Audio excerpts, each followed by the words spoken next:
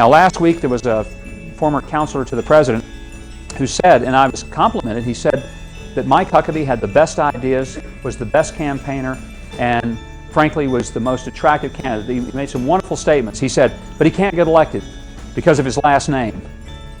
He said his last name is the name of a hick. And he said, so, nobody will vote for a guy named Huckabee. And he made, fun of my name. And I was asked about it by Time magazine and several people. And I said, in the Proverbs it says that a good name is more to be desired than great riches. And a good name for me is not a name that necessarily everybody knows. It's a name that stands by integrity and honor and telling the truth. That's how I was raised. I was not raised with great riches, but I was raised with a good name. And the goodness of the name was not in that everybody knew it and it opened doors for me, because it didn't. My name didn't open any doors in the community. May have closed a few for all I know. But nobody had to ask my dad twice to be paid for something he owed. My dad didn't die with debt on his head that he passed on to me. He died with integrity and with honor. And for me, that is a good name.